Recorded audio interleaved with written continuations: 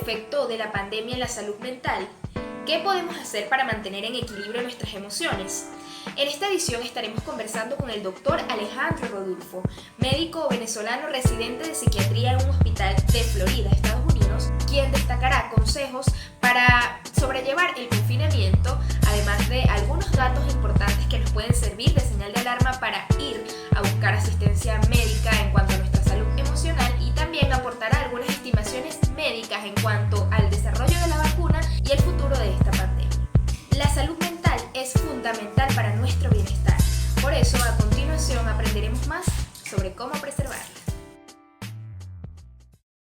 Muchísimas gracias por aceptar mi invitación, doctor Alejandro Rodulfo. Esta tarde calurosa, no sé cómo está el clima por allá. Hola, Fernanda, encantado. Muchas gracias a ti por haberme invitado a la entrevista. No, el clima está muy bonito, está empezando a hacer calor, está chévere. Pero bueno, vamos a entrar un poco desde ya a el tema de esta conversación, que es conocerte un poco más y también conocer de primera mano la experiencia que están viviendo todos los médicos a nivel mundial. Por supuesto, cada experiencia es distinta, en cada país varía. Sin embargo, tú puedes transmitirnos mucho de esos sentimientos que ahorita ustedes están atravesando. Para comenzar, yo te conozco desde hace bastante tiempo atrás. Sé que eres una persona sumamente inteligente, sí, bastante. Sé que eres una persona siempre dedicada, muy inteligente, perfeccionista. Y me gustaría entonces que me comentaras de dónde surgió esa idea de ser médico, además de tu vocación, por supuesto. Bueno, la verdad, mira, yo recuerdo que la primera vez que mi papá me preguntó qué carrera quería yo tomar cuando fuera grande, no sé, tendría como 11, 12 años. Yo ya pensaba en ser médico, a pesar de que obviamente a esa edad no sabía lo que implicaba ser médico. O sea, quizás pensaba en las cosas más conocidas o las cosas buenas, no sabía quizás las cosas difíciles y todos los sacrificios que se iba a cargar en algún momento en mi vida. Pero siempre yo creo que había tenido un poco de esa vocación, porque creo que la medicina es una carrera muy noble y además el componente científico de la medicina, lo que es la ciencia biológica, siempre me ha llamado mucho la atención. Yo creo que si no hubiese sido médico, habría igual tomado alguna carrera en alguna rama relacionada con las que son las ciencias biológicas. Y bueno, y por supuesto, siento que ser médico te pone en una posición muy privilegiada y siento que ser médico es una gran responsabilidad, es mucho sacrificio, pero más que nada lo primero es que es un privilegio ser médico, poder ayudar a las personas es algo que es, digamos, comparable, pues, a pesar de a pesar de todo lo sacrificios que hay que hacer a veces. Es cierto. De hecho, ahorita ustedes son considerados los nuevos héroes y los verdaderos héroes, porque son grandes los sacrificios que tienen que hacer y muchas veces incluso no son remunerados, sino todo es por pasión, por humanidad y por vocación. Pero hablando de ese gran giro que han dado los acontecimientos mundiales que nos ha llevado hasta una pandemia, quisiera que me comentaras si en algún momento tú pensaste que íbamos a atravesar una situación similar. O sea, tú como médico, por supuesto que estudiaste las pandemias anteriores y todo eso. ¿Alguna vez pensaste que íbamos a atravesar una pandemia? ¿Había un peligro latente? Oye, la verdad, yo te soy completamente honesto. Yo jamás me imaginé que algo así podría pasar. O sea, la última vez que la humanidad vivió algo como esto fue en 1918, hace más de 100 años. O sea, no estaban ni siquiera vivos nuestros abuelos, no habían ni nacido cuando una pandemia de esta magnitud. Y bueno, hubo la primera SARS coronavirus 1, fue en 2003. Y bueno, ya obviamente las personas más estudiadas en la parte de epidemiología y la parte de enfermedades infecciosas, quizá ellos estaban sí más a la alerta de que alguna infección del mismo tipo podría recurrir, y más que ahora, hoy en día, el mundo más globalizado permitiría que la infección se propagara mucho más rápidamente que lo hizo en 2003, todo eso. Pero yo digo, yo personalmente no me imaginaba que yo alguna vez me iba a tocar vivir algo así. Y yo creo que realmente nadie se puede imaginar algo, o sea, de qué iba a ser esta magnitud. Porque incluso al principio, cuando se supo, la gente estaba a la alerta, pero nadie se imaginó, o sea, que esto iba a cambiar el mundo de una manera tan drástica. O sea, al punto de que muy bien todos sabemos cómo estamos viviendo la vida los últimos 2 meses, ha sido algo que yo creo que nadie se lo puede haber imaginado, la verdad. Es cierto, es cierto. Entonces, enlazando un poco tus inicios como médico, cuando comenzaste a estudiar tu carrera, y el hecho de que no, por supuesto, nadie se esperaba una situación similar a la que estamos viviendo. ¿Cuál ha sido ese cambio radical que ha dado tu vida antes y después como médico? Bueno, o sea, en el caso mío personal, el hecho de que yo, bueno, yo estudié medicina en Venezuela y ejerzo la medicina ahora en Estados Unidos, ya solamente el cambio de sistema, el cambio de población, el sistema me refiero al sistema de salud que son tan diferentes, la forma en que se practica la medicina es tan diferente. Ese, digamos, podría ser el cambio más drástico que he vivido como médico, adaptarme a un idioma diferente, adaptarme a una cultura diferente, a pesar de que estoy en Florida y bueno, realmente muchas cosas son similares a las que quizás en Venezuela, porque la población es predominantemente latina y todo eso. Pero sí es un cambio, pues yo creo que ese ha sido el cambio más drástico que ha dado mi carrera, el venir para acá. Aparte que solamente el hecho de poder trabajar acá fue un proceso de una validación que tomó más de 2 años, mucho estudio y todo eso. Siento que ese ha sido, podría decir, el giro más grande. Fíjate que nombraste algo de tu proceso de preparación como médico y dentro de esa preparación que has tenido, ahora te encuentras haciendo la residencia en psiquiatría, ¿cierto? Sí, correcto. Ajá, psiquiatría. Sí. Entonces, en caso de las personas que, como tú, se dedican a estudiar el trastorno del comportamiento humano desde la parte cerebral, fisiológica, yo sé que situaciones como las actuales de alguna manera pudieran influir en el comportamiento de las personas, afectarlas mentalmente. ¿Podrías contarme un poco acerca de ese panorama como médico que se está especializando en psiquiatría? De alguna manera esta pandemia afecta ahorita y seguirá afectando a la humanidad. Sí, bueno, por supuesto, desde el punto de vista de la perspectiva de la salud mental, la pandemia ha afectado tremendamente a la población mundial. O sea, es realmente, o sea, el efecto ha sido bastante considerable.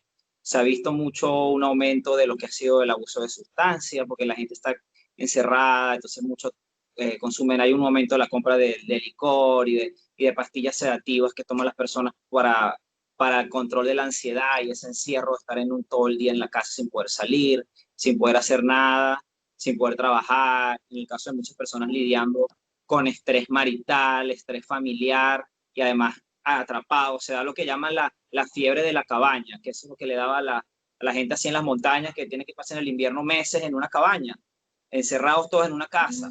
Digamos que la gente se vuelve, o sea, los matrimonios, está el esposo y la esposa, que ya no se aguantan, y la familia, y por supuesto, y mucho el estrés financiero. El estrés financiero es tremendo. Bueno, estamos viendo nada más nosotros como venezolanos, sabemos por lo menos la situación de personas en Latinoamérica, venezolanos que están por todas partes y no pueden trabajar, porque es la situación, no puedes trabajar. Imagínate, eres un inmigrante que no puede trabajar y no tienes cómo comer, te imaginas el nivel de ansiedad, el nivel de depresión que eso te puede causar.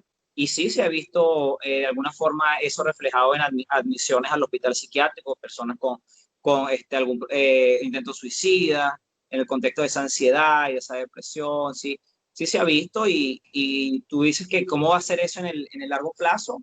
Bueno, o sea, la mayoría de esos problemas, el contexto de la pandemia persista, que fácilmente puede persistir el resto del año o los próximos 3, 6 meses, las personas seguirán pasando por esto. O sea, es algo que, que es la realidad bastante fuerte pensar que, bueno, apenas tenemos 2 meses y ya estamos así como estamos. ¿Cómo será 3 meses más? Pero bueno, es lo que se está viendo. La persona tiene que reinventarse de alguna manera para, digamos, poder desarrollar esas habilidades que le permitan lo que llaman el coping skills, habilidades con las cuales tú puedes soportar el estrés. Eso es algo que las personas tienen que empezar a criar en su casa con sus hijos o ellos mismos, con su pareja, etcétera, ya sea encontrando un hobby más saludable, el ejercicio, ponerse a cocinar, ponerse a leer, algo que sea saludable de modo, digamos, no volvernos locos, pues de alguna manera, no estando encerrado en una casa es fuerte, pero sí, lamentablemente sí se ha visto y es posible que todavía siga viendo mientras sigamos con la pandemia. Es lamentable, pero es un escenario real y es momento de afrontarlo. Incluso tú ahorita estabas dando una serie de recomendaciones. ¿Podrías ampliarnos un poco más tú como profesional de la salud mental? ¿Qué nos puedes decir acerca de eso? ¿Qué nos recomiendas? ¿Qué podemos hacer un poco para enfrentar? Sabemos que no podemos solucionar, en nuestras manos no está la solución a la pandemia, pero algo podemos hacer para nosotros no hundirnos. Claro. En cuanto a la salud mental, por supuesto. Sí, sí. Bueno, tú sabes, los médicos siempre recomendamos a todo el mundo lo mismo. Trata de dormir bien, 6, 7 horas, lo mínimo. Lo ideal es 7, 8 horas, pero por lo menos duerme 6, 7 horas, no, por lo menos no menos que eso. Come bien, evita las bebidas alcohólicas, el fumar cigarrillo, cosas que te puedan incrementar la ansiedad y perpetuar la ansiedad. Prácticamente todas las sustancias de alguna manera perpetúan la ansiedad mientras las estés consumiendo. Esa clase de cosas son como lo básico. O sea, si uno la recomendaba antes, ahora le recomiendas más. Porque si una persona tiene una predisposición, digamos, al consumo de alcohol, al consumo de sustancias, y se encierra en una casa y está con esa ansiedad que no puede ni salir, tiene posibilidad de que estos malos hábitos empeoren. Esta clase de encierro puede empeorar otros hábitos. Entonces, yo creo que casi todas las personas tienen algún buen hábito. Si yo digo hasta la peor persona tiene algún buen hábito o alguna, digamos, algún hobby que le gustaba en su vida y nunca lo practicó, porque siempre tuvo la excusa de que no tenía tiempo. Y no, a mí me gusta eso cuando tengo tiempo, no, a mí me gusta eso cuando tengo tiempo. Bueno, ahora tienes todo el tiempo del mundo. Este será un buen momento para cultivar ese hobby de esa cuestión que te gustaba hacer. O sea, por lo menos yo puedo decir, al menos a mí me gusta hacer ejercicio y cocinar. Por darte un ejemplo, a mí personalmente me gusta. Y yo decía, bueno, no tengo tiempo. Cuando podía hacer ejercicio, cuando podía cocinar, bueno, ahora tengo tanto tiempo, bueno, voy a ponerme a cocinar, voy a ponerme a hacer ejercicio. Entonces, en el caso, no sé, en tu caso, Fernanda, puede ser escribir. No, yo nunca he tenido tiempo de escribir, o yo nunca he tenido tiempo de pintar. Bueno, este es el momento que puedes pintar, o sea, busca hacer algo. Existe mucho, yo sé que muchas personas, el pasatiempo más fácil es prender un televisor y ponerse a ver un Netflix, ponerse a ver una serie. Bueno, yo digo, no está mal, o sea, si te gusta y te entretiene, es preferible que estés haciendo eso que estés haciendo algo con el que sea más destructivo. Pero trata de tampoco que te vas a quedar acostado en un sofá todo el día comiendo, porque eso también te puede llevar a ese mismo círculo vicioso, porque se ha visto que muchas personas están ganando mucho sobrepeso en la pandemia porque lo único que hacen es comer, se paran, comer, dormir, de televisión. O sea, digo, puedes hacer otras cosas más saludables, que de modo que al final de la pandemia tú digas, bueno, mira, pasó la pandemia, pero me quedó esto. Puedes hacer un curso en internet. A lo mejor no puedes trabajar, pero puedes hacer un curso y te puedes capacitar en algo que cuando termine la pandemia, algo que se afina a tu carrera. En 3 meses, 6 meses, puedes sacar un curso online. Esa clase de cosas, siento que no hay una respuesta que aplique a todo el mundo, pero va a depender de lo que la persona más o menos haya sido su hobby en el pasado, pero principalmente con lo que empecé a tratar de no caer en malos hábitos, porque si no, imagino. O sea, que para resumir, podríamos decir que dos cosas muy importantes a la hora de proteger nuestra salud mental está en no caer en malos hábitos y no caer en inactividad. Exacto, por supuesto. La inactividad física y la mala alimentación son factores de riesgo muy bien conocidos, estudiados, descritos para la depresión y la ansiedad, que son básicamente los dos principales problemas que estamos lidiando ahora con todo esto, depresión y ansiedad. La gente está en la casa encerrada. Entonces, uno de los mejores antídotos para eso es el ejercicio, salir. Yo sé que quizás en un principio, en algún momento en la pandemia estuvo prohibido salir a siquiera trotar, depende de qué país viva, en qué ciudad viva. Pero en general, o sea, la mayoría de los lugares puedes salir, trotar alrededor de tu casa, o si no en tu casa, o sea, ahora puedes, mira, puedes ver un video en YouTube para hacer ejercicio. Si no tienes internet, lo descargas cuando tienes internet, lo dejas en el teléfono descargado, o te metes en un navegador nada más y descargas la rutina, si no sea con video. O sea, realmente hay manera, o sea, de conseguir como tú hacer una rutina de ejercicio en tu casa. Por supuesto, que se adapte a tu capacidad física, a tu edad y a lo que tú puedes hacer, pues. Pero o sea, yo creo que realmente no, con tanto tiempo libre ahora no hay excusa para decir que no puedo, o sea, porque uno siempre decía, no, que no tengo tiempo. Entonces yo que de verdad que ahora Claro. no hay excusa realmente. O sea, sí, es cuestión de buscar y es cuestión de tener la motivación para hacerlo. La motivación y la disciplina también, por No, supuesto. no, claro, porque la idea es empezar y seguir. No es empezar y porque Claro.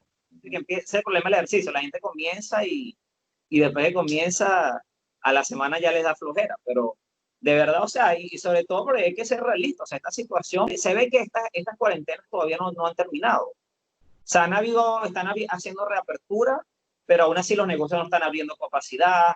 Hay muchas personas que continúan desempleadas. O sea, que esta realidad con la que estamos viviendo todavía no ha terminado y todavía no se ve que va a terminar el próximo mes, 2 meses al menos, antes de volver a una normalidad de nuevo, si es que la vamos a tener en algún momento de este año. Entonces yo digo, o sea, ¿por qué no empezar a hacer los cambios positivos? Entonces vemos una estrecha relación, aunque no lo creamos, del ejercicio tanto con la salud física como la salud mental. De hecho, creo que he leído, y corrígeme si estoy equivocada, que hacer ejercicio hace que luego al terminar liberemos endorfinas y eso hace sentirnos muchísimo mejor. Sí, no, correcto. Cuando tú liberas, sientes una sensación de gratificación. Las endorfinas son opioides. Es como esas sustancias que, como digamos, la morfina, que se le da a una persona cuando tiene dolor. Las endorfinas son una familia de una sustancia similar a la morfina, que tu propio cuerpo la libera al momento de hacer ejercicio intenso, sobre todo cuando es ejercicio riguroso, el cuerpo la libera también como manera de generar analgesia en las articulaciones adoloridas en el ejercicio. Y además tiene una sustancia que es gratificante. La persona se siente después de hacer un ejercicio, trotar, una cosa, una hora, media hora de alta intensidad, se siente como bien gratificada. Esa es la clase de gratificación que deberíamos buscar, en vez de buscar la gratificación que te da comerte una hamburguesa, que te da tomarte una cerveza, que está bien que lo hagas de vez en cuando, una vez a la semana, o así, pero el ejercicio debe ser algo que sea más rutinario. Y sí, por supuesto, ayuda a la salud mental y ayuda a manejar ansiedad, depresión, insomnio, todas esas cosas, el ejercicio y la buena dirección. Ahora viendo este panorama que sabemos que hay muchos problemas físicos, de salud mental y física, y a veces hay cierta desesperanza de parte de las personas, hay mucha depresión, como tú lo comentaste, depresión y ansiedad están a la orden del día. Siendo sincero realmente como médico, ¿consideras que la humanidad pronto se acercará a la normalidad o todavía nos falta bastante camino que recorrer? Aunque claro, no somos, no podemos predecirlo exactamente, pero ¿podrías decirnos algún escenario que tú consideres que pueda llegar a suceder? Bueno, de hecho, todo lo que va a pasar con lo que va a ser la pandemia, se manejan siempre muchos escenarios, que uno podría, digamos, limitarlo a 3 escenarios. O sea, un escenario altamente pesimista, un escenario altamente optimista y un escenario intermedio. O sea, un escenario altamente optimista sería que vamos a tener una vacuna en algún momento al final de este año, que ya la vacuna se va a estar aplicando, o inclusive más optimista que el virus va a disminuir en el verano, que dice, bueno, cuando llegue el verano quizás el virus en algunas zonas va a disminuir.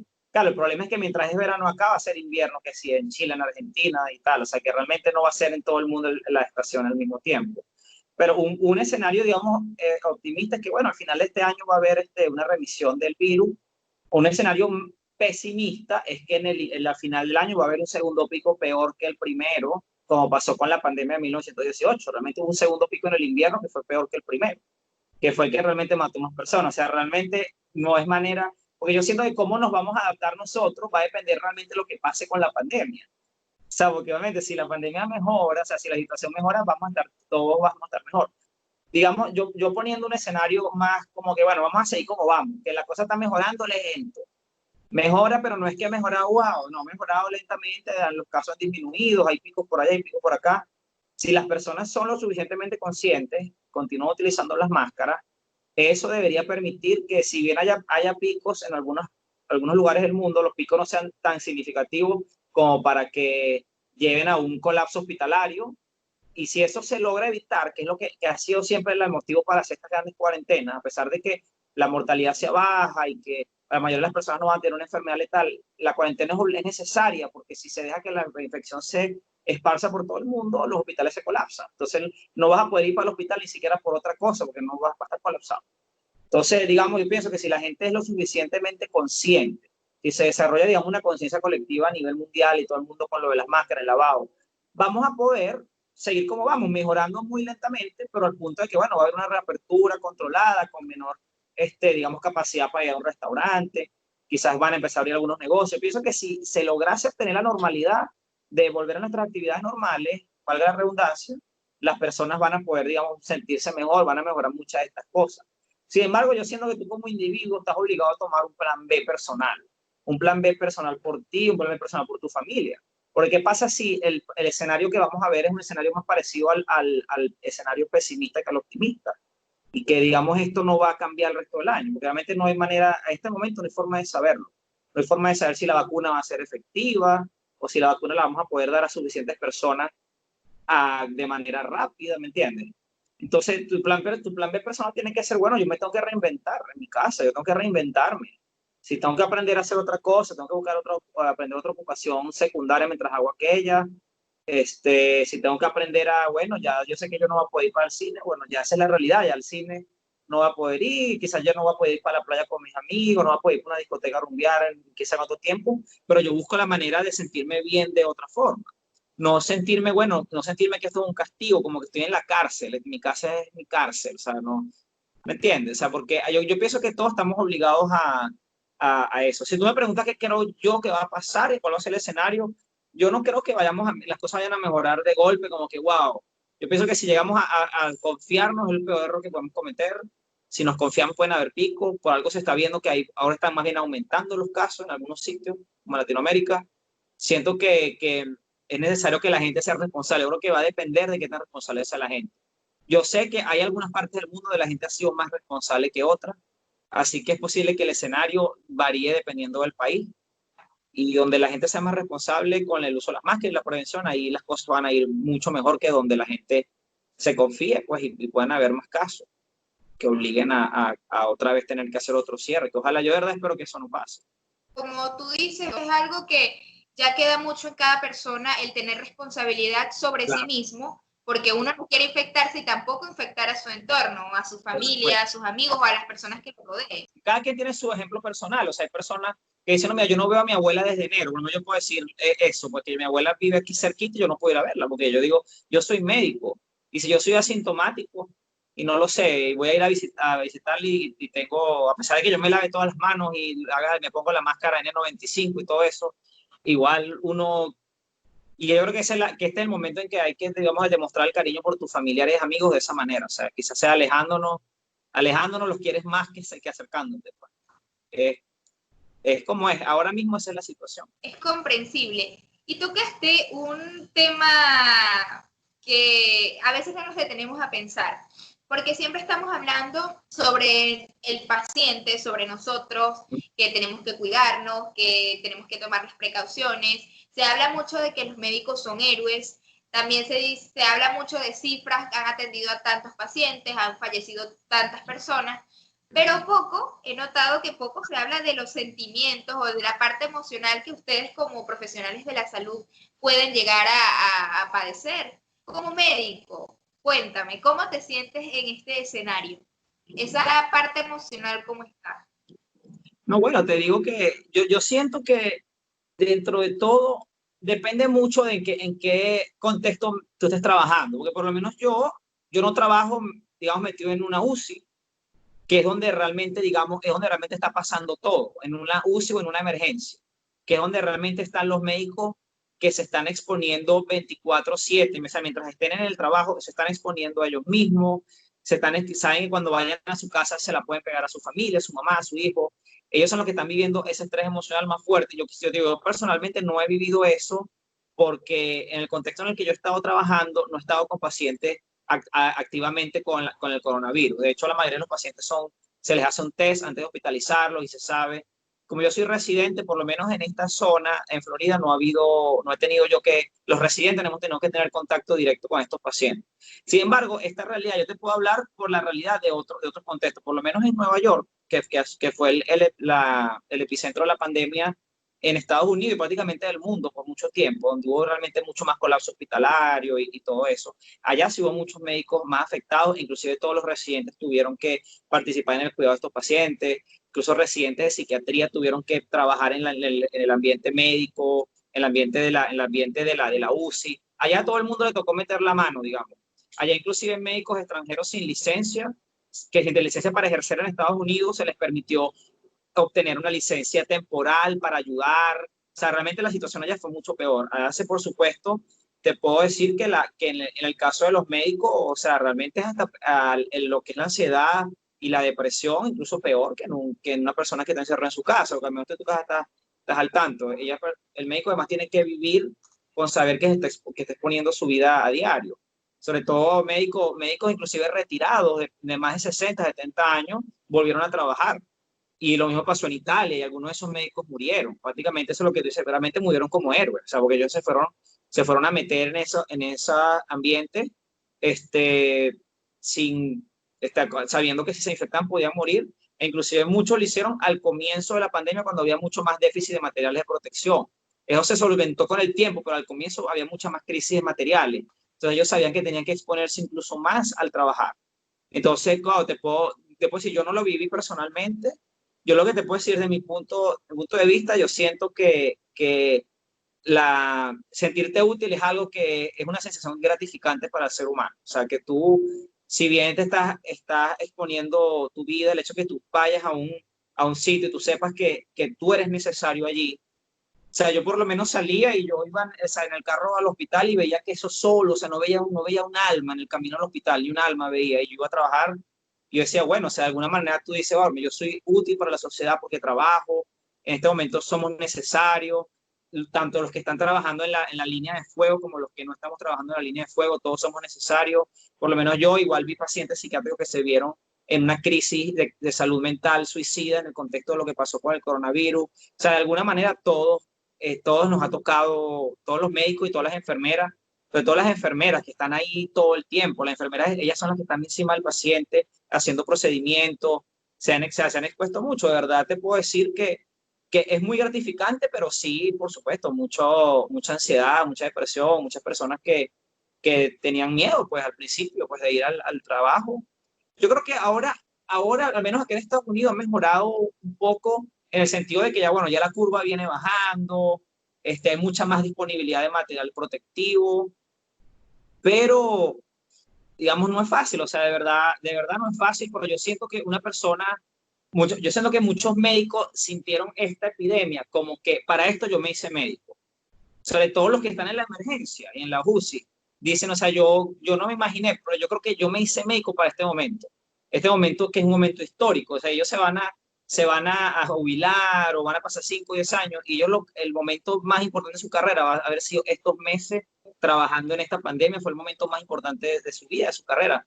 Casi que sintieron, yo nací para eso, porque tantas personas que ellos tuvieron que cuidar y yo siento que dentro de todo, se te mencioné lo negativo, pero siento que lo positivo, esa gratificación, va por encima de todo. Yo siento que como lo que hablamos al principio de que como ser médico es una gratificación, es un honor ser médico, siento que un momento como este lo saca a relucir más de lo que te puedas imaginar.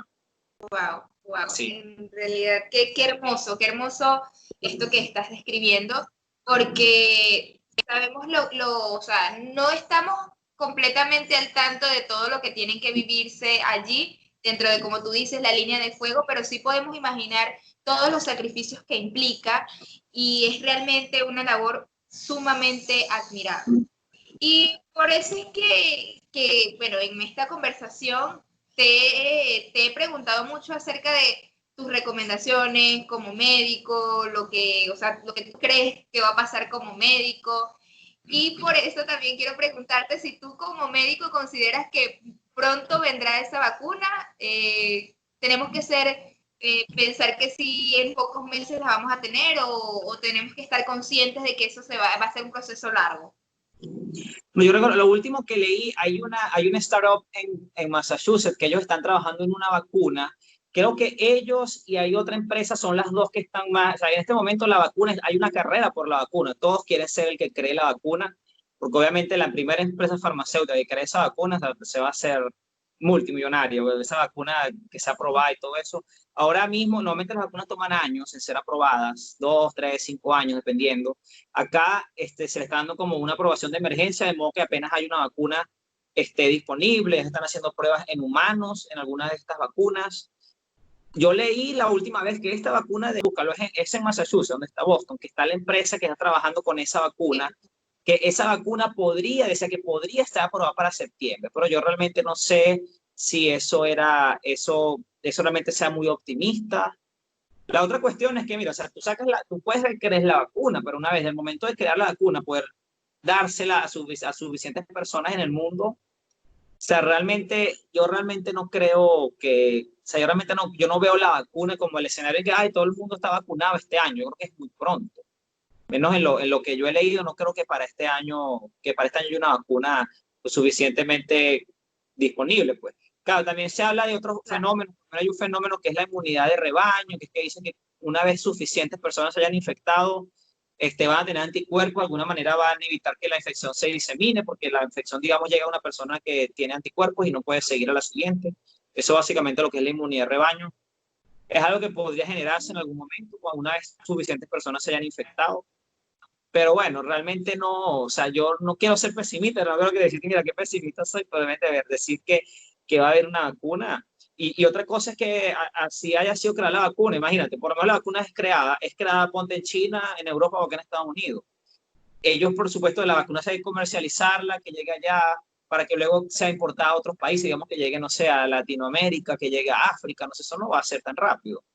¿Entiendes? Entonces, esos Claro. son procesos de meses una vez se tenga, o sea, y no siquiera se tiene, o sea, se está esperando para el final del año, entonces, un poco, un poco difícil. Yo creo que es mejor, yo digo que es mejor que cada quien tiene que tener su plan personal para lidiar con que esta sea la realidad el resto del año. Eso quería destacar, que entonces, tomando en cuenta este escenario, es importante que cada persona tome conciencia, adaptar nuestro estilo de vida y saber que esto se va a prolongar por un tiempo. O sea, tomar acciones que realmente demuestren nuestra responsabilidad ante este hecho, que es innegable. Lo otro es que, mira, la humanidad ha pasado por vicisitudes como esta antes, han habido guerras, han habido fenómenos naturales así igual, pandemias también han habido en el pasado, que han durado incluso más de un año. O sea, más bien ahora, gracias a la ciencia, somos optimistas de que podamos resolver un problema de tan alta magnitud en menos de un año. O sea, es gracias más bien a la ciencia moderna y que el conocimiento se tuvo para que la gente se pudiera informar de que tienen que hacer encerrar en su casa. Claro, ahora todos estamos acostumbrados a lo rápido, pero digamos que estos son procesos que toman tiempo. Hay que llenarse de paciencia. Paciencia y hacer caso a esas recomendaciones que nos has dado acerca de tener una actividad que nos permita tener cierta gratificación. Claro. Y hablando de esas recomendaciones que tú puedes dar, ¿recomiendas que cada persona acuda a un profesional de la salud mental, a un psiquiatra, a un psicólogo? Bueno, en ese sentido depende. O sea, yo pienso que en línea general, si tú me preguntas, la pregunta va para todo el mundo, la respuesta sería no. O sea, realmente la mayoría de las personas no van a necesitar ayuda profesional en algún momento de su vida para lidiar con problemas de la vida cotidiana o incluso con sentimientos de tristeza o ansiedad en un momento dado. El problema es cuando tú reconoces que ha habido una progresión, porque por lo menos, ¿cómo te lo digo? Por ejemplo, la tristeza, digamos, la tristeza es normal. O sea, tristeza es algo normal. Digo, porque tú estás triste, estás deprimido. No me habla de depresión, o sea, hay una depresión clínica en la cual hay unos ciertos síntomas clínicos que tienen que ser tratados por un médico antes de que estos síntomas puedan progresar lo suficiente para llevar a la persona a estar incapacitada como para no poder siquiera trabajar, no poder siquiera funcionar en su ámbito familiar, en su ámbito social. Y por supuesto, la peor de las consecuencias que podría pasar, que la persona llegue incluso a tener pensamientos suicidas o a actuar en un pensamiento suicida. Digamos que uno como médico no está ahí, es para esos pacientes más severos. Nuevamente, hay, digamos, un punto intermedio, que es donde se habla quizá la parte de un terapista, un psicólogo, que suele tratar estos casos que están, digamos, en una zona gris que no ha llegado a este punto. Normalmente un psicólogo, parte de su entrenamiento es conocer cuando un paciente de esto requiere ya ser pasado a la ayuda de un psiquiatra, ya sea de forma inicial o ya sea después que ha intentado hacer terapias y tratamiento, digamos, más conservador y se da cuenta, no, este paciente requiere ser visto por un psiquiatra. En general, o sea, yo creo que una persona tiene la capacidad de lidiar por sí mismo con muchos de estos problemas de ansiedad que se están viviendo en el contexto del coronavirus. ¿Cuáles son, digamos, una buena manera de ponerlo es, cuáles son, digamos, los signos de alarma? ¿Cuáles son los signos que te dicen a ti, yo debería acudir a la ayuda de un profesional de la salud mental, ya sea yo como para mí mismo o para un familiar? Entonces, bueno, en ese caso hablamos, en el caso de lo que te dije primero, lo que se llama una disfunción, digamos, en tu ámbito de vida. O sea, una disfunción ya sea laboral. O sea, que tu sensación de ansiedad o tu sensación de depresión, tu sensación de malestar no te permita funcionar en tu trabajo, no te permita funcionar con tu pareja, no te permita funcionar con tus hijos, no te permita salir de tu casa, tener amigos, tener una vida, digamos, normal. Eso ya debería ser suficiente razón para tú acudir a un profesional de salud mental. ¿Necesariamente un psiquiatra de inicio? No necesariamente. Si no son lo suficientemente severos, puede ser un psicólogo primero y dejar que el psicólogo determine si es necesario que sea visto por un psiquiatra, quizás porque el problema vaya a requerir tratamiento farmacológico, que normalmente lo que diferencia un psicólogo de un psiquiatra, porque el psiquiatra es un médico y debe tratar con medicamentos. En el caso de los padres con los hijos, igual, o sea, que vea que el hijo no está funcionando bien en la escuela, que vea que está muy ansioso, que vea que el hijo está todo el día encerrado, o que hay algún problema de sustancia.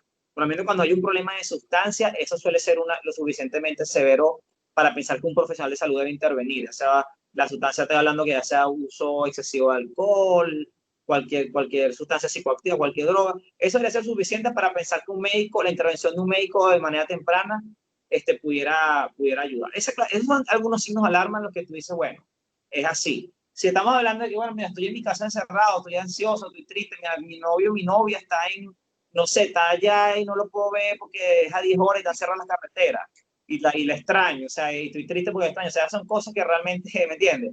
Hay cosas que quizás a ese punto no se pueden solucionar. Claro, si tú me dices, no, estoy tan triste que no puedo ni salir de mi cama, no estoy comiendo ni durmiendo por la tristeza, bueno, eso sí quizás amerite que se ha visto. Depende mucho de esa parte, pero una buena manera de guiarlo es eso. Tú puedes seguir funcionando a pesar de sentirte así. Si la respuesta es no, eso significa que probablemente necesites ser visto como un profesional. Me ha encantado tu explicación porque es bueno conocer los signos de alerta tanto para uno mismo como para quienes le rodean, porque claro, a veces hay personas, bueno, pero sin explicación, llegando a un caso extremo, sin explicación se quitó la vida, pero capaz no conocíamos todo lo que hay detrás. Sí, no, bueno, muchas veces te digo, normalmente la depresión suele proceder a un paciente que termina cometiendo suicidio, más no es una regla de oro. No es que el 100% de los pacientes que cometieron suicidio tenían síntomas de depresión clínica precediendo las semanas anteriores. La mayoría sí tenían alguna forma de depresión, algún problema que quizás más nadie vio. Muchas veces son personas que solitarias o personas que a lo mejor no son solitarias, pero se guardan eso para sí mismos y en el contexto de una situación difícil en su vida, y son personas que tienen a lo mejor tendencias impulsivas o toman alguna sustancia, a lo mejor están bajo el efecto del alcohol, muchas personas cometen suicidio bajo el efecto del alcohol. Entonces, a veces hay personas que nadie se puede imaginar que lo iban a hacer. Pero bueno, pero te digo, la mayoría son más los casos en los que se puede ver que en los que no. Pero muchas veces hace falta eso, tener que una persona se preocupe por ti y te diga, mira, ¿qué te pasa? O sea, que necesitas ayuda. Pero bueno, sabemos que la salud mental es bastante estigmatizada. Por lo menos acá, esa es una gran diferencia, hablando de las diferencias comparando Latinoamérica con Estados Unidos, que la medicina, que la salud mental es muchísimo más estigmatizada en Latinoamérica que acá. Aquí hay estigma también, pero aquí se habla mucho más abiertamente de salud mental. Aquí la gente no tiene vergüenza de decir, yo tengo depresión, estoy deprimido, yo sufro de ansiedad. Quizás en Latinoamérica se ve como que, wow, o sea, supéralo, ¿qué te pasa? Supéralo. O sea, acá es como que, bueno, ¿cómo te puedo ayudar? ¿Qué te está pasando? Y hay quizás un poco más de servicio de salud disponible para prevenir eso. Yo pienso que de alguna manera eso en esa dirección vamos y en algún momento en Latinoamérica se va a abrir un poco ese estigma y la gente va a empezar a entender un poco que la salud mental, que los problemas de salud mental son reales, que no son problemas que la gente se inventa. O sea, que realmente la depresión, el suicidio, la ansiedad son problemas que sí existen y que sí son enfermedades. Son enfermedades y que pueden ser como tal tratadas. Claro, y de hecho, incluso hablando de lo que sucede con respecto a la salud mental, a veces hay cierto tabú al decir, bueno, yo estoy yendo a un psicólogo o un psiquiatra, porque enseguida muchas personas pueden decir, tú estás loco. Bueno, los psiquiatras y los psicólogos para los locos, los que ya no tienen remedio. Pero no, o sea, no, y se dice, bueno, pero es que tú tienes que ser fuerte, cambia ese ánimo, sal de tu casa, no sé.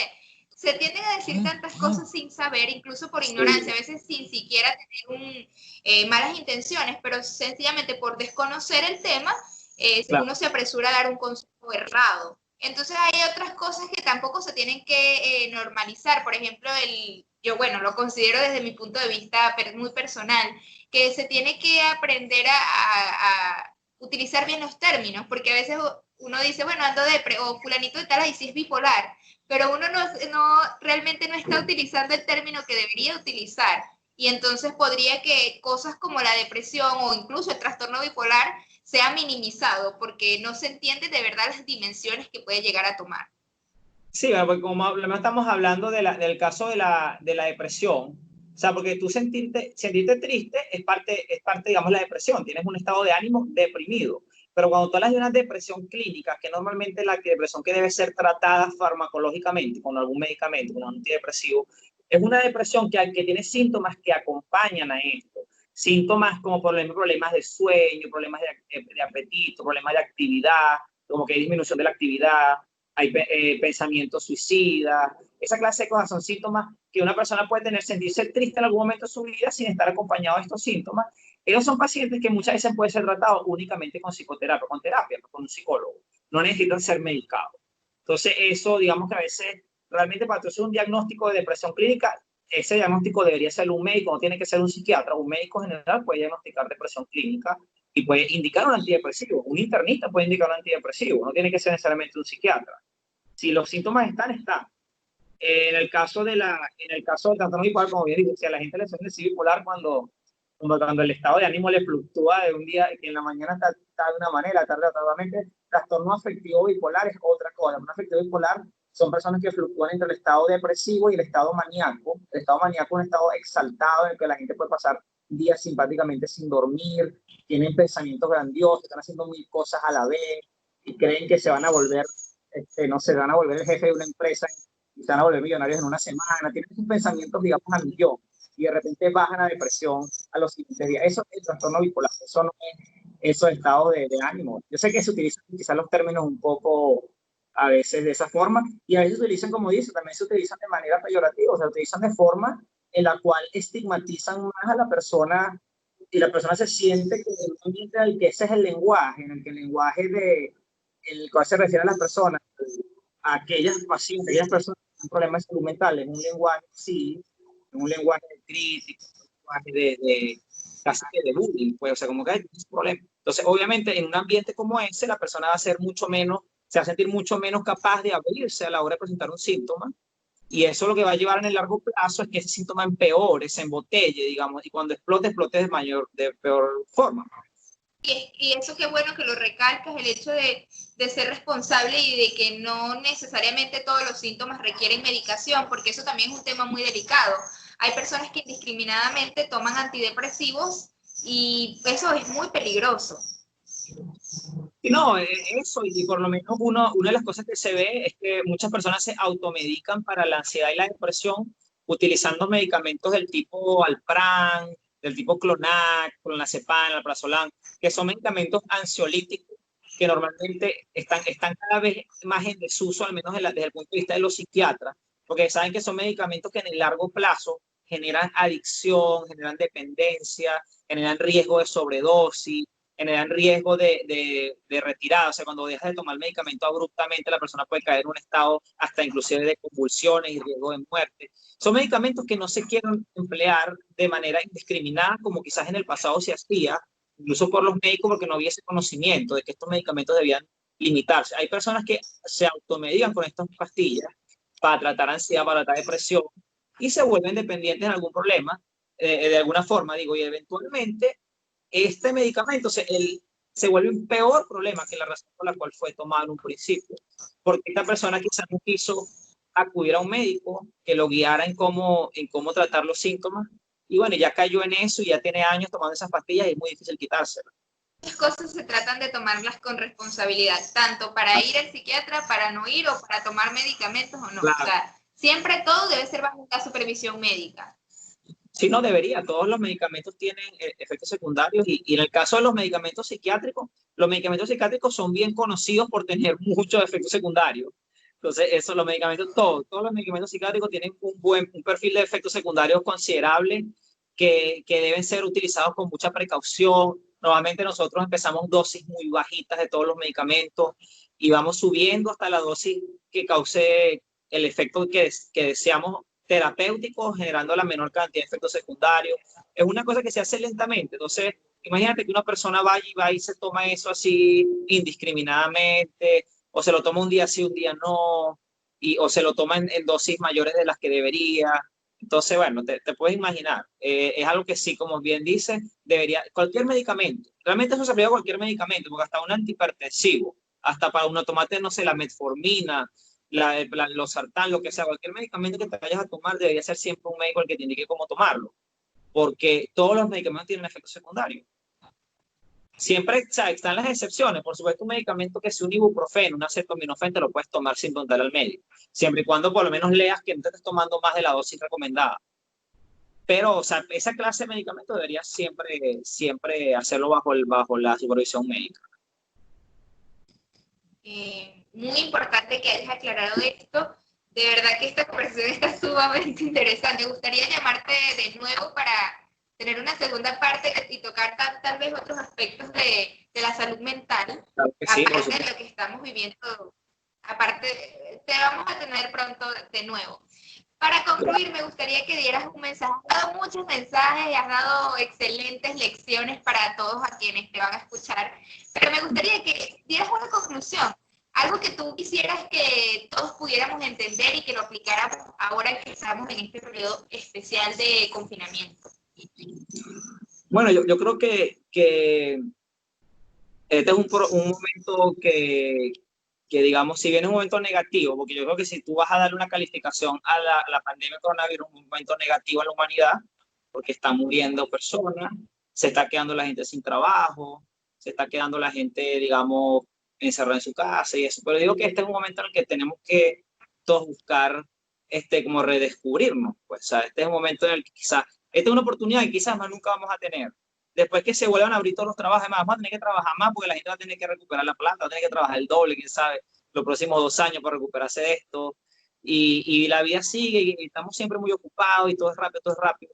Este es un momento, una oportunidad única para descubrir que otras cosas había que no habríamos hecho nunca, pero mira, ahora tenemos unos meses por delante para hacer, ¿por qué no aprovechamos este momento para ver qué otra cosa positiva, obviamente positiva, podemos darle a nuestra vida, quizás todos podemos sorprendernos de quizás algo que jamás no habríamos imaginado que podíamos hacer y esta oportunidad nos lo dio. Yo pienso que este es un momento muy importante para eso y por supuesto un momento muy importante para pensar en las cosas que son importantes, pues las cosas que son verdaderamente importantes, como por lo menos la familia, por lo menos las cosas más importantes, que quizás antes no tenías cómo prestarle la suficiente atención y ahora, mira, tienes todo este tiempo, ¿por qué no aprovechas este tiempo para cultivar tu relación con tus padres, con tus hijos, con tus amigos? Se aprovecha este tiempo, o sea, verlo como que es una oportunidad que no se te va a volver a repetir. Esperemos que no, porque no queremos que se nos repita una oportunidad como esta. O sea, tienes esta oportunidad, verlo como en vez de algo negativo, ver qué es lo que le puede sacar positivo a la situación. Yo creo que esto es el momento en que yo creo que todos deberíamos hacer esto. Y a lo mejor al final vamos a quedar de alguna manera mejor que como estábamos antes de la pandemia. Debemos tratar de pensar que es posible eso. Nos ayudará mucho en nuestra parte emocional. Claro, por supuesto que sí, tratar de cultivarnos. Tenemos que como cultivarnos nosotros mismos. Exacto. Bueno, doctor Rodolfo, muchísimas gracias por esta increíble conversación. No, La verdad es que muchos de los puntos que destacaste me parecen fabulosos, fantásticos y desde ya tenemos que aplicarlos. Esta entrevista es como para anotar punto por punto y tener una guía sobre cómo nosotros podemos mejorar nuestras emociones ahora que estamos viviendo un periodo especial. Claro que sí, nos ha encantado, ¿verdad? Gracias por la invitación y a la orden. Cuando quieras podemos volver a hablar y siempre aquí a la orden. Gracias a ti, que pases una feliz tarde.